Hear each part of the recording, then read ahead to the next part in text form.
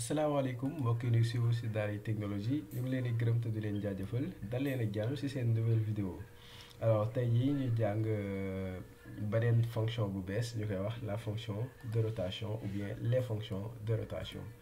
Alors donc pour cela damay dupliquer fichier 2 bi traduction CTRL C CTRL V F2 pour renommer fii ma changer en 3 donc ma def 3 underscore rotation.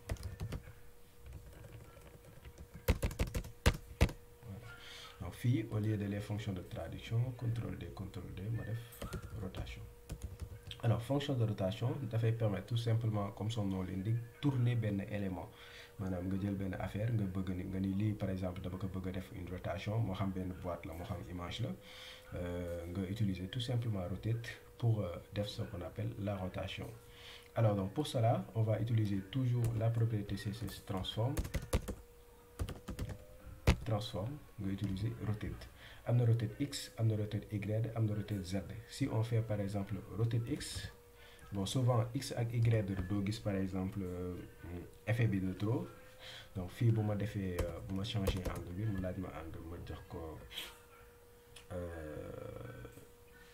peut-être 45 degrés. 45 degrés pour tourner que de 45 degrés mais bon rotate X daf koy tourner de la gauche vers la droite. C'est pourquoi donc le plus souvent donc doo gis effet bi. Donc fii juste pour wan leen ma génn fichier 2 pour dem fichier 3. Alors oui def naa si rotate de 45 degrés. Donc idem par exemple pour Y bi di ngeen gis ni dina ko xaw a tawi tuuti peut-être voilà donc rotate de 45 degrés. Donc voilà, rotate X, rotate Y, mais on peut utiliser tout simplement rotate pour faire pivoter l'élément. Donc, si vous faites rotate de 45 degrés, il y a un gis mu daal di koy xaw a tourner. Donc, si vous la neexee nga ni ko au lieu de 45 degrés, dama koy def par exemple de 20 degrés, de 30 degrés, donc ça dépend de toi. Alors, rotate, c'est la même chose que rotate Z. Au lieu d'utiliser rotate, pour la neexee nga utiliser rotate Z, c'est exactement la même chose, mais moi je préfère forme court bi rotate tout court. Alors donc voilà donc mën nga ko pivoter lu la neexee donc fii l'importance même mooy mën nga ko jox par exemple ay valeurs ay unités yu bëri y a degré y a bu la neexee par exemple nga ni ko nga jox ko 0 boo ko neexee rotate 0 mooy defuma si rotation wala même bu amoon rotation damay effacer rotation bi bu la neexee nga jox ko en degré comme ni ma ko defee sànq comme par exemple 90 degrés.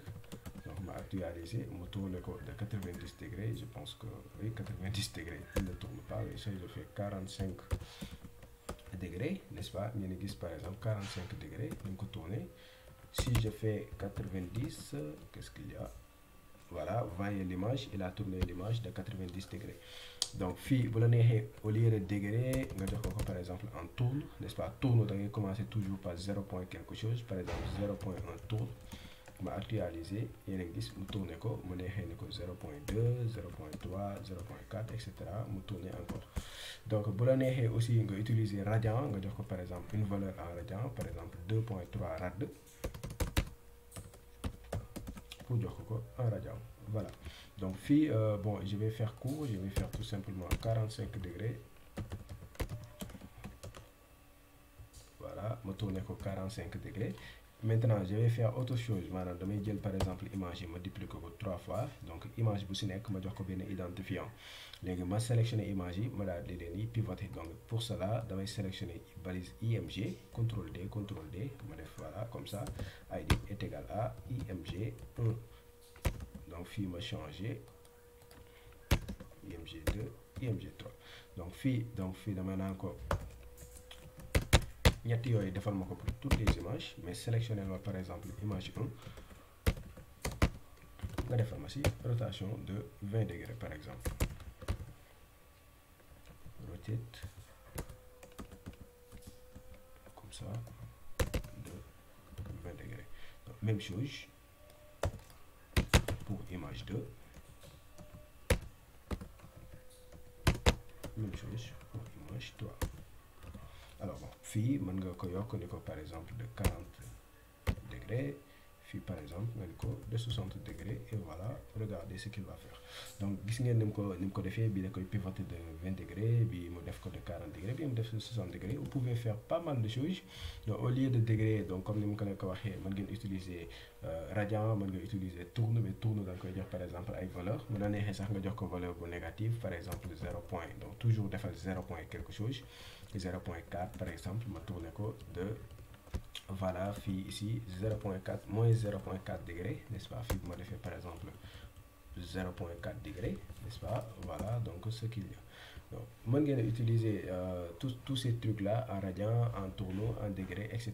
pour pivoter un élément. Donc loolu laa leen indiloon si la fonction rotate. Donc ma jox leen rendez-vous si beneen vidéo incha allah.